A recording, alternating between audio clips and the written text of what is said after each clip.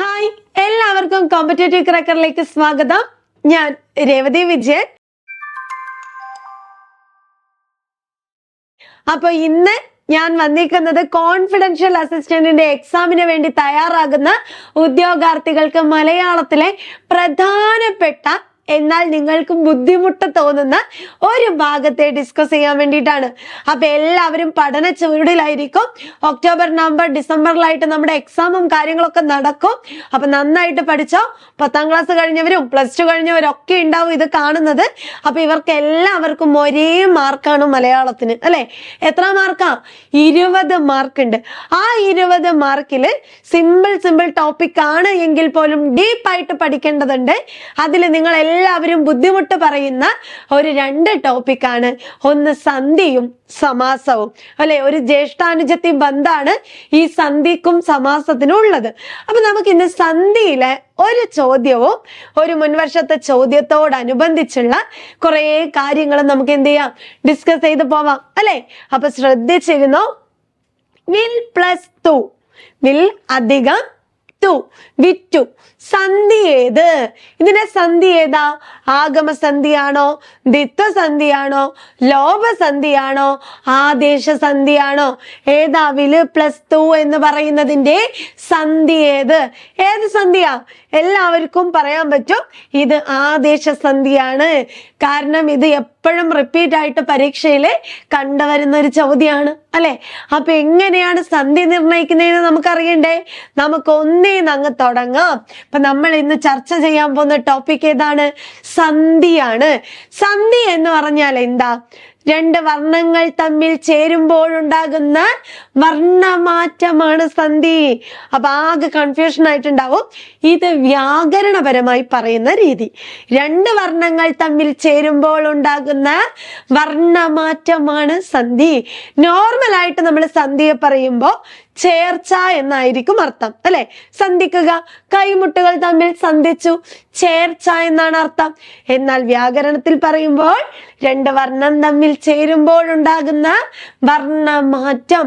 എന്താ ഈ വർണ്ണം? കുറെ സമയമായി നമ്മൾ കേൾക്കാൻ തുടങ്ങിയിട്ടല്ലേ?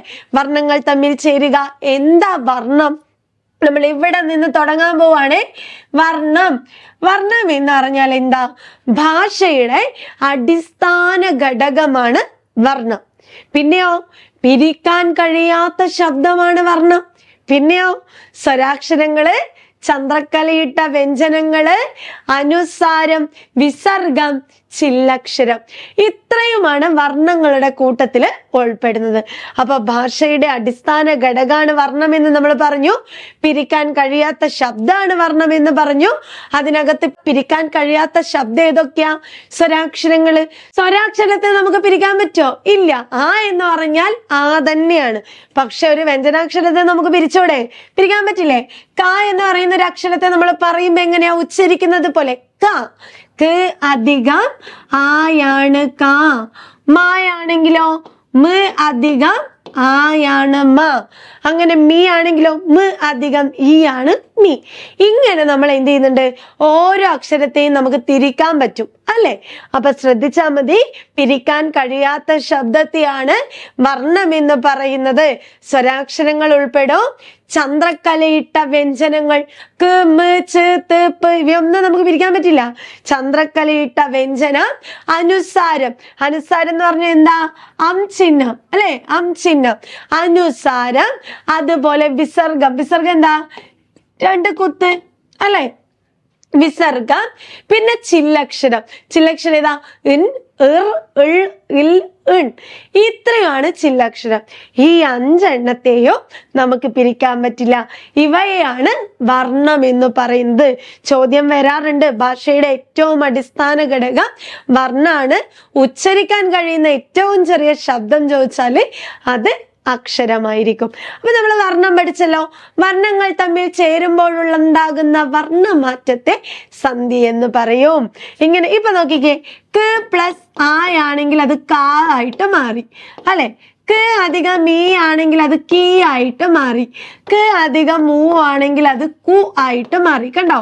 ഇങ്ങനെ വർണ്ണങ്ങൾ തമ്മിൽ ചേരുമ്പോഴാണ് ഈ മാറ്റങ്ങളൊക്കെ സംഭവിക്കുന്നത്. ഇങ്ങനെയുള്ള മാറ്റത്തെ അടിസ്ഥാനമാക്കിക്കൊണ്ടാണ് സന്ധി തിരിച്ചിരിക്കുന്നത്. പ്രധാനമായിട്ടും എത്ര സന്ധികൾ? 4 തരത്തില്: ആഗമം, ദ്വിത്വം, ലോപം, ആദേശം. ഇങ്ങനെ 4 സന്ധികളുണ്ട്. അപ്പൊ എന്താണ് ആഗമസന്ധി? ആ പേര് നിന്ന് തന്നെ ഒന്ന് ചിന്തിച്ച്. ആഗമിക്കുക. ആഗമിക്കുക എന്ന് പറഞ്ഞാൽ 2 വർണ്ണങ്ങൾ തമ്മിൽ ചേരുമ്പോൾ ഒരു വർണ്ണം പുതുതായി കടന്നു വന്നാൽ അത് ആഗമസന്ധി. 2 വർണ്ണങ്ങൾ തമ്മിൽ ചേരുമ്പോ മൂന്നാമതൊരു വർണ്ണം കൂടി കടന്നു വന്നാൽ അതിനെയാണ് നമ്മൾ എന്ത് പറയുന്നത്? ആഗമസന്ധി എന്ന് പറയുന്നത്. ഉദാഹരണം നോക്കിക്കോ. തിരുവോണം. തിരുവോണം ഇതിന്റെ സന്ധി ഏത് എന്നൊരു ചോദ്യം വന്നാൽ നിങ്ങൾ എന്ത് ചെയ്യണം? നമുക്ക് ആദ്യം പിരിച്ചെഴുതി നോക്കാം. എങ്ങനെ കണ്ടുപിടിക്കാം? തിരു അധികം ഓണം. ഓക്കെ, എന്നിട്ട് നിങ്ങൾ നോക്കാം ചേർത്തെഴുത്തിലും പിരിച്ചെഴുത്തിലും എവിടെ വ്യത്യാസം വരുന്നു? തിരു രണ്ടിലും ഇല്ലേ? ഉണ്ട്, മാറ്റമൊന്നുമില്ല അല്ലെ. ഓണത്തിന്റെ ണം എന്ന് പറയുന്നതും 2ലും ഉണ്ട്. ഇവിടെ സ്വരാക്ഷരാണ്. ഇതിനെ നമുക്ക് പിരിക്കാൻ പറ്റുമോ? ഇല്ല. നമ്മൾ ആദ്യം പറഞ്ഞു അത് വർണ്ണമാണ്, സ്വരാക്ഷരത്തെ പിരിക്കാൻ കഴിയില്ല. എന്നാൽ ഈ വോയെ നമുക്ക് പിരിച്ചൂടെ? പിരിക്കാൻ പറ്റുമോ? പറ്റും. എങ്ങനെ നമുക്ക് പിരിക്കാം? വോ എന്ന് പറഞ്ഞാൽ വ് അധികം ഓയാണ്. അപ്പൊ ഇവിടെ നിൽക്കുന്ന ഓ എന്ന് പറയുന്നത് ചേർത്തെഴുത്തിലും പിരിച്ചെഴുത്തിലും ഇല്ലേ? ഉണ്ട്. അപ്പൊ ഇവിടെ ആര് ആഗമിച്ചു? വ് ആഗമിച്ചു. കണ്ടോ? ആഗമസന്ധി. ഇതുപോലെ നമുക്ക് കരിയില. നോക്കിക്കേ, കരിയില. കരിയിലയെ നമ്മൾ പിരിച്ചെഴുതുമ്പോ കരി അധികം ഇലയാകും. നോക്കിയേ, കരി 2ലും ഉണ്ടോ? ഉണ്ട് അല്ലെ. ലാ 2ലും ഉണ്ട്. സ്വരാക്ഷരാണ്. പിരിക്കാൻ പറ്റുമോ? ഇല്ല. എന്നാൽ ഈ ഈയെ നമുക്ക് പിരിക്കാം. യു അധികം ഈ ആണ്. അപ്പൊ ഈ ഇവിടെയും ഉണ്ട്, ഇവിടെയും ഉണ്ട്. അപ്പൊ ആഗമിച്ചതാരാ? യു ആഗമിച്ചു. കണ്ടോ? ഇങ്ങനെ സിമ്പിൾ ആയിട്ട് പിരിച്ചെഴുതി ആഗമസന്ധിയെ കണ്ടെത്താൻ പറ്റും. ഇനി ഇങ്ങനെ പരീക്ഷാ ഹാളിൽ എത്തിയിട്ട് നിങ്ങൾക്ക് ആകെ കൺഫ്യൂഷൻ ആണ്, പിരിച്ചെഴുതാൻ പറ്റുന്നില്ല എന്ന് തോന്നുന്ന ഒരു സാഹചര്യമാണെങ്കിൽ ആഗമസന്ധിയാണോ എന്ന് കണ്ടുപിടിക്കാൻ എളുപ്പ വഴികളുണ്ട്. ഒന്ന്, നിങ്ങൾ നോക്കേണ്ട കാര്യം ഇത്രയേ ഉള്ളൂ. നിങ്ങൾ നോക്കിക്കോ. തിരുവധികം ഓണം, തിരുവധികം ആതിര. ഇവിടെ നിങ്ങൾ ഒരു പ്രത്യേകത നോക്കിക്കോ. പ്ലസിനു ശേഷം സ്വരാക്ഷരം വരികയും പ്ലസിന് ശേഷം സ്വരാക്ഷരം വരികയും ചേർത്തെഴുതുമ്പോൾ അവിടെ വായോ യായോ ആഗമിച്ചാൽ അതെല്ലാം ആഗമസന്ധി ആയിരിക്കും. പ്ലസിന് ശേഷം സ്വരമുണ്ട്, എന്നാൽ ചേർത്തെഴുതുന്ന സമയത്ത് തിരുവോണം വാ വന്നോ? വന്നിട്ടുണ്ട്. തിരുവാതിര മാ വന്നിട്ടുണ്ടോ? വന്നിട്ടുണ്ട്. അപ്പൊ ഇത്രയേ ഉള്ളൂ. പ്ലസിന് ശേഷം സ്വരം ചേർത്തെഴുത്തിൽ യാ വാ വന്നാൽ അതെല്ലാം എന്തായിരിക്കും? ആഗമസന്ധി ആയിരിക്കും. ഒന്നാമത്തെ നിയമം നമ്മൾ പഠിച്ചു കഴിഞ്ഞു. ഇനി രണ്ടാമത്തത് ഒരു നിയമം നോക്കിക്കോ. നമ്മൾക്കറിയാം ഈ ഇങ്ക, ഇങ്ക, ഇന്ത, ഇംബ, ഇഞ്ച, ഇണ്ട ഇതിനൊക്കെ കണ്ടു കഴിഞ്ഞാല് നമ്മൾ പെട്ടെന്ന് ഇങ്കയൊക്കെ കണ്ടു കഴിഞ്ഞാൽ നമ്മൾ എന്ത് ചെയ്യും? പെട്ടെന്ന് അതൊക്കെ ദ്വിത്വസന്ധിയിൽ കൊടുക്കും അല്ലെ. എന്നാ ശ്രദ്ധിച്ചോ, ഇതൊന്നും ദ്വിത്വസന്ധി അല്ല. ഇതിനെ മലയാളത്തിൽ പറയുന്നത് ഇവയെല്ലാം കൂട്ടക്ഷരങ്ങൾ എന്നാണ്. ഈ ഇങ്ക എന്ന് പറയുന്ന അതിനകത്ത് 3 വർണ്ണങ്ങളുണ്ട്. ങ്, ക്, അ. ഇങ്ക, ഇംബ, മ്, പ്, അ, ഇംബ. ഇങ്ങനെ ഇതിനകത്തൊക്കെ 3 വർണ്ണങ്ങള് അടങ്ങിയിട്ടുണ്ട്. അതുകൊണ്ട് തന്നെ ഇതിനെ കൂട്ടക്ഷരങ്ങൾ എന്നാണ് പറയുന്നത്. ഇത് ഏറ്റവും കൂടുതൽ കണ്ടുവരുന്ന അക്ഷരങ്ങൾ ഏതൊക്കെയാണെന്ന് നോക്കിക്കേ. കരി, കരി. മല, മല. പുളി, മുള. പൂ, മാ. കണ്ടോ? എന്നിവയ്ക്കടുത്തായി ഇങ്ക, ഇന്ത, ഇംഭ, ഇഞ്ച, ഇണ്ട ഇതിലേത് വന്നാലും അത് ആഗമസന്ധി ആയിരിക്കും. കരി, മല, പുളി, മുള, പൂ, മാ എന്നിവയ്ക്കടുത്തായി ഇങ്ക, ഇന്ധ, ഇംഭ, ഇഞ്ച, ഇണ്ട ഇതിലേത് വന്നാലും അത് ആഗമസന്ധി ആയിരിക്കും.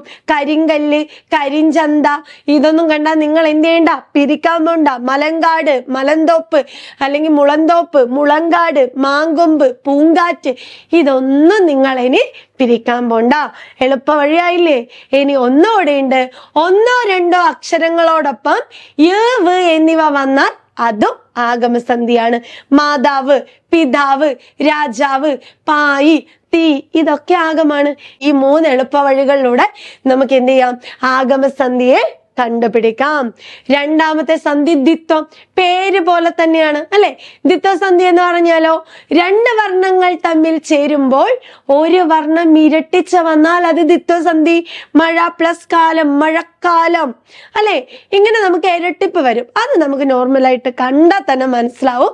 എന്നാൽ ഇരട്ടിപ്പ് വരാത്ത സന്ദർഭങ്ങളുണ്ട്. അത് നമുക്ക് വിശദമായിട്ട് പിന്നീട് ഒരു ക്ലാസ്സിൽ പറഞ്ഞു തരാം. മൂന്നാമത്തത് ലോഭസന്ധി. ലോഭസന്ധി എന്ന് പറഞ്ഞു കഴിഞ്ഞാൽ എന്താ, ലോഭിച്ചു പോവുക, എന്താ നഷ്ടപ്പെട്ടു പോവുക അല്ലെ, നഷ്ടപ്പെട്ടു പോവുക. ഉദാഹരണം നിങ്ങൾ നോക്ക്, കണ്ടില്ല അല്ലെ, കണ്ടില്ല. ഇതിനെ നമ്മൾ പിരിച്ചെഴുതിയാൽ നമുക്ക് എങ്ങനെ കിട്ടുന്നത്, കണ്ടു അധികം ഇല്ല. കണ്ടില്ല, കണ്ടു അധികം ഇല്ല എന്ന് വരും. ഇവിടെ നിങ്ങൾ നേരത്തെ നോക്കിയ പോലെ നോക്കിയേ, കാ ഉണ്ടോ, ഉണ്ട് ഇല്ലേ. ഇല്ല എന്ന് പറയുന്നത് ഉണ്ടോ, ഇല്ല ഉണ്ട്. അതുപോലെ ഇവിടെ ആരുണ്ട്, ഈ ഓൾറെഡി ഇവിടെ നിൽക്കുന്നുണ്ട്. കണ്ടില്ല, കണ്ടില്ല എന്ന് പറയുന്ന ഈ ഇവിടെ ഉണ്ട്, ഇവിടെ ഉണ്ട്. അപ്പൊ ഇവിടെ ആരോ ഒരാൾ ലോപിച്ചിട്ടുണ്ട്.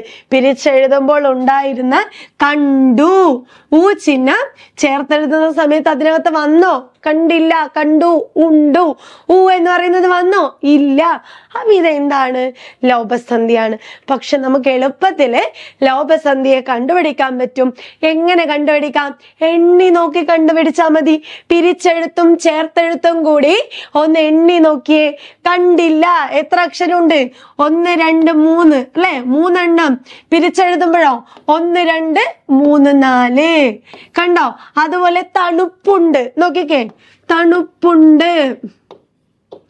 എങ്ങനെ നമുക്ക് പിരിച്ചെഴുതാം, തണുപ്പ് അധികം ഉണ്ട്. ഇവിടെ ലോപിച്ചത് നമുക്ക് പെട്ടെന്ന് മനസ്സിലാക്കാൻ പറ്റും. എന്ന് പറയുന്ന ചന്ദ്രക്കലയാണ് ലോപിച്ചേക്കുന്നത്. പക്ഷെ നിങ്ങൾക്ക് എണ്ണി നോക്കി എങ്ങനെ കണ്ടുപിടിക്കാം, തണുപ്പുണ്ട് എത്ര എണ്ണം ഉണ്ട്, 4 അക്ഷരം. പിരിച്ചെഴുതിയപ്പോഴോ 1 2 3 4 5 അക്ഷരം. അപ്പൊ ചേർത്തെഴുത്തും പിരിച്ചെഴുത്തും കൂടി എണ്ണി നോക്കാം. പിരിച്ചെഴുതുമ്പോൾ ഉണ്ടാകുന്ന 1 അക്ഷരം കുറവായിരിക്കും ചേർത്തെഴുതുമ്പോഴുണ്ടാകുന്നത്. ഇതാണ് ലോഭസന്ധി. ഈ 3 എണ്ണവും മനസ്സിലാക്കിയ ഒരാൾക്ക് പെട്ടെന്ന് തന്നെ ആദേശ സന്ധിയിലേക്ക് അടുക്കാൻ പറ്റും. കാരണം ഈ 3 പഠിച്ചാൽ സിമ്പിൾ ആയിട്ട് ആദേശ സന്ധിയിലെത്തിക്കൂടെ, എത്താം. 2 വർണ്ണങ്ങൾ തമ്മിൽ ചേരുമ്പോൾ ഒരു വർണ്ണം പോയി തൽസ്ഥാനത്ത് പുതിയൊരു വർണ്ണം വന്നു ചേർന്നാൽ അതിനെയാണ് ആദേശ സന്ധി എന്ന് പറയുന്നത്. ഉദാഹരണം നിങ്ങൾ നോക്കിക്കേ, നല് അധികം മായാണ് എവിടെ നന്മയായിട്ട് വരുന്നത്. ഈ ല് പോയിട്ട് അവിടെ ആര് വന്നു, ന് ആണ് ഇവിടെ വന്നേക്കുന്നത്. വെണ്മ, വെണ്മയെ എങ്ങനെ നമുക്ക് പിരിച്ചെഴുതാം, വെണ്മ വെള് അധികം മായാണ്. വെണ്മ ള് പോയിട്ട് അവിടെ നായാണ് വന്നേക്കുന്നത്, ണ് വന്നേക്കുന്നുണ്ട്. വിണ്ടലം, വിണ്ടലം എങ്ങനെ നമുക്ക് പിരിച്ചെഴുതാം, ഇതൊക്കെ PSC എപ്പോഴും ചോദിക്കുന്ന പദങ്ങളാണ് കേട്ടോ. വിൺ പ്ലസ് തലമാണ്, വിൺ പ്ലസ് തലമാണ് വിണ്ടലം. നെന്മണി, നെന്മണി അല്ലെ, നിങ്ങൾക്ക് എല്ലാവർക്കും അറിയാലോ ഈ പദങ്ങളൊക്കെ. നെല് അധികം മണിയാണ്, കണ്ടോ. അപ്പോൾ ഇവിടെ ഒരു വർണ്ണം പോയിട്ട് തൽസ്ഥാനത്ത് പുതിയൊരു വർണ്ണം വന്ന് ചേർന്നാൽ അത് ആദേശസന്ധി. അപ്പൊ ബാക്കി 3 അറിയുന്ന ആൾക്ക് പെട്ടെന്ന് തന്നെ ഉത്തരത്തിലേക്ക് എത്താൻ പറ്റും. വളരെ സിമ്പിൾ ആയിട്ടുള്ള ഒരു ടോപ്പിക്കാണ് സന്ധി എന്ന് പറയുന്നത്. നിങ്ങൾ വലിയ രീതിയിൽ നിങ്ങളെ ബുദ്ധിമുട്ടിക്കാത്ത ഒരു കുഞ്ഞു ടോപ്പിക്കാണ്. പക്ഷെ അതിനെ മനസ്സിലാക്കി പഠിക്കാൻ വേണ്ടിയിട്ട് ശ്രമിക്കുക. അപ്പൊ ഇത്രേ ഉള്ളൂ സന്ധി. ഇനി നമുക്ക് അടുത്തൊരു ചോദ്യത്തിലേക്ക് പോകാം. ഞാൻ നേരത്തെ പറഞ്ഞത് പറഞ്ഞതുപോലെ സമാസം എന്ന് പറയുന്ന ഒരു ടോപ്പിക് പഠിക്കുന്നതിന് മുമ്പ് നമ്മൾ ആദ്യം പരിചയപ്പെടേണ്ട ഒരാളുമായിട്ട് ബന്ധപ്പെട്ട് നിൽക്കുന്ന ചോദ്യമാണ് സംയോജിക വിഭക്തിക്ക് ഉദാഹരണം ഏത്? വിഭക്തി എന്ന് പറയുന്ന ഒരു ടോപ്പിക് എന്ന് നേരിട്ടും ചോദ്യം വരും, അതുപോലെ തന്നെ എന്താ സമാസത്തിലും ചോദ്യം വരും.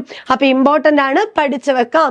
സംയോജിക വിഭക്തിക്ക് ഉദാഹരണം ഏതാ? പഠിതാവിന്, പഠിതാവിനോട്, പഠിതാവേ, പഠിതാവിനാൾ. ഇതിലേതാ ഉത്തരമായിട്ട് വരുന്നത്? ഒന്ന് പെട്ടെന്ന് പറഞ്ഞേ. പഠിതാവിനോട്. സംയോജിക എന്ന് പറഞ്ഞാല് ഓട് എന്ന പ്രത്യയമാണ് വരുന്നത് അല്ലെ? എങ്ങനെ ഇത് ഓടായി? എന്താ വിഭക്തി എന്ന് പറഞ്ഞാല് നാമത്തെ മറ്റു പദങ്ങളുമായി ബന്ധിപ്പിക്കാൻ വേണ്ടി ചേർക്കുന്ന പ്രത്യയത്തെയാണ് വിഭക്തി എന്ന് പറയുന്നത് അല്ലെ? ഇപ്പൊ രാജു, അമ്മ. ഈ രാജു, അമ്മ എന്ന് പറയുന്നത് കണക്ട് ചെയ്യണമെങ്കിൽ അവിടെ കുറച്ച് എന്ത് ചെയ്യണം? കുറച്ച് പ്രത്യയങ്ങൾ ആവശ്യമുണ്ട് അല്ലെ? രാജുവിന്റെ അമ്മ, രാജുവിനാൽ അമ്മ കരഞ്ഞു. ഇങ്ങനെ നമ്മൾ ഒരു നാമത്തെ മറ്റു പദവുമായി ബന്ധിപ്പിക്കാൻ പല പ്രത്യയങ്ങളും ചേർക്കും. രാജുവിനെ, രാജുവിന്റെ, രാജുവിനോട്, രാജുവിനാൽ, രാധയെ, രാധയ്ക്ക്, ഇങ്ങനെ കുറെ പ്രത്യയം ചേർക്കും. ഈ പ്രത്യയത്തെയാണ് വിഭക്തി എന്ന് പറയുന്നത്. നാമത്തെ മറ്റു പദവുമായി ബന്ധിപ്പിക്കാൻ ചേർക്കുന്ന പ്രത്യയം. ഈ വിഭക്തി പ്രത്യയത്തെ സിമ്പിൾ ആയിട്ട് ഒരു കോഡ് ഉപയോഗിച്ച് പഠിക്കാറുണ്ട്. അതാണ് നിപ്രസം, ഉപ്രസം, ആ എന്ന് പറയുന്നത്. നിപ്രസം, ഉപ്രസം, ആ. ഈ നീ എന്ന് പറഞ്ഞ എന്താ? നിർദ്ദേശിക. പ്ര എന്ന് പറഞ്ഞാലോ പ്രതിഗ്രാഹിക. സം എന്ന് പറഞ്ഞാൽ സംയോജിക. 3 എണ്ണം പഠിച്ചു. നിർദ്ദേശികയ്ക്ക് എന്ന് പറഞ്ഞാൽ പ്രത്യയം ഒന്നുമില്ല. രാജു ചായ കുടിച്ചു, നന്ദു പഠിച്ചു, ഇങ്ങനെ വന്നാല് നിർദ്ദേശിക. നാമത്തിനടുത്ത് ഒന്നും ചേർക്കുന്നില്ല. ഇനി രണ്ടാമത്തേത് പ്രതിഗ്രാഹിക. രാമുവിനെ കാണാനില്ല. എന്താ പ്രത്യയം വരുന്നത്? ഏ എന്ന പ്രത്യയം വരും. രാജുവിനെ അച്ഛൻ അടിച്ചു, ഏ എന്ന പ്രത്യയം. ഇനി സംയോജികയാണെങ്കിലോ സംയോജിപ്പിക്കുക. ഓട് എന്ന പ്രത്യയം. ഇന്ത്യയോട് ചൈന ഏറ്റുമുട്ടി. ഞാൻ ദൈവത്തോട് പ്രാർത്ഥിച്ചു. കണ്ടോ? അപ്പൊ നിപ്രസം നമ്മൾ പഠിച്ചു കഴിഞ്ഞ് ഇനി അടുത്തത് ഉപ്രസം. ഉ എന്ന് പറഞ്ഞാൽ ഉദ്ദേശിക. ഉദ്ദേശിക എന്ന് പറഞ്ഞാൽ ക്ക് ന് പ്രത്യയം വരും. രാധയ്ക്ക്, രാജുവിന് ക്ക് ന് പ്രത്യയാണ് ഉദ്ദേശിക. ഇനി പ്രയോജികയാണെങ്കിലോ പ്രയോജനമായാൽ ആൽ എന്ന പ്രത്യയം വരും. ആൽ. രാമനാൽ രാവണൻ കൊല്ലപ്പെട്ടു. രാജുവിനാൽ രാധ കരഞ്ഞു. ഓക്കെ. ഇനി അടുത്തതോ സംബന്ധിക. സംബന്ധികയുടെ പ്രത്യയം ഇന്റെ ഉടേ എന്ന പ്രത്യയാണ്. രാജുവിന്റെ അമ്മ, രാധയുടെ അച്ഛൻ. കണ്ടോ? നാമത്തെ ബന്ധിപ്പിക്കാൻ ഉപയോഗിക്കുന്ന പ്രത്യയം. ഇന്റെ ഉടേ വരുന്നത് സംബന്ധിക. Last one ആധാരിക. ഇൽ കൽ പ്രത്യയമാണ് വരുന്നത്. രാജുവിൽ, രാധയിൽ. ഓക്കെ. ഇൽ കൽ പ്രത്യയങ്ങൾ വരുന്നു. അപ്പൊ ഇത്രയാണ് വിഭക്തി. നാമത്തെ മറ്റു പദവുമായി ബന്ധിപ്പിക്കുന്നതാണ് വിഭക്തി പ്രത്യയം. 7 വിഭക്തികളുണ്ട്. അത് നിർദ്ദേശിക, പ്രതിഗ്രാഹിക, സംയോജിക, ഉദ്ദേശിക, പ്രയോജിക, അതുപോലെ തന്നെ സംബന്ധിക, ആധാരിക. അതിനകത്ത് നോക്കിയേ, പഠിതാവിന് എന്ന് പറയുമ്പോ ക്ക് ന് എന്ന് പറയുന്നത് എവിടെയാ? ഉദ്ദേശിക. ഉദ്ദേശികയുടെ പ്രത്യയമാണ്. പഠിതാവിനോട് സംയോജികയാണ്, സംയോജിക. പഠിതാവേ എന്ന് പറയുമ്പോ അവിടെ പ്രതിഗ്രാഹിക വരുന്നു. അപ്പൊ ഇവിടെ പഠിതാവിനാൽ ആണെങ്കിലോ അത് പ്രയോജിക, പ്രയോജിക. ഓക്കെ. അപ്പൊ ഇത്രയാണ് വിഭക്തി. അപ്പൊ ഒരു ചോദ്യത്തിലൂടെ നമുക്ക് വിഭക്തി പ്രത്യയങ്ങളും ഒക്കെ പഠിച്ചു കഴിഞ്ഞല്ലോ. അപ്പൊ ഇത് പഠിച്ചാൽ മാത്രമേ നമുക്ക് സമാസത്തിലെ എളുപ്പത്തിലൂടെ പഠിച്ചെടുക്കാൻ പറ്റൂ.